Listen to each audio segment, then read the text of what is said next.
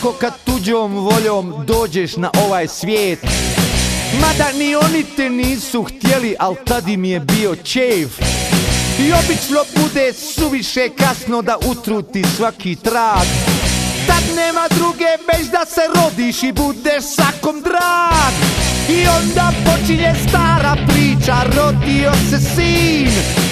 Pogledaj samo kakva građa, bit će pravi džin.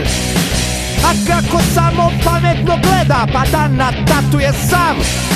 I hoćeš nećeš, svako za tebe već ima svoj podli plan.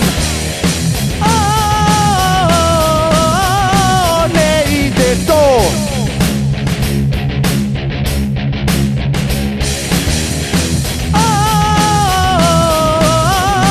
Ne ide to.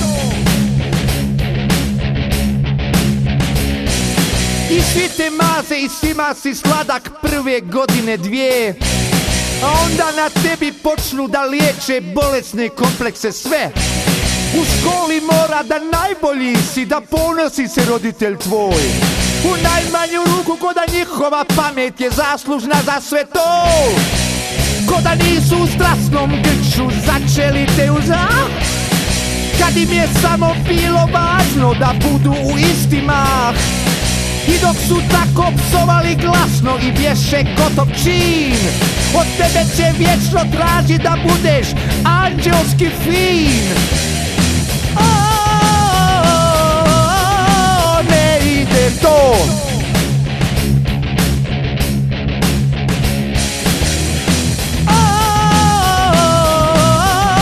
Ne ide to.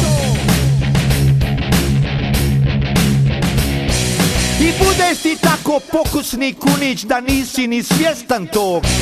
A onda se u tebi rodi želja da živiš neki život svoj.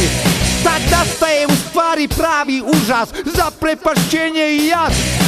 Zar smo te zato rodili, sine, da ovo nam praviš sad? Oblačili smo te, hranili, pazili, školovali, pružili dom. A ti sad tako mirne duše pljuješ na sve to. I niko se ne pita da li si ti srećan za tvoju patnju i bol. Već ti si samo budala neka što voli rock'n'roll.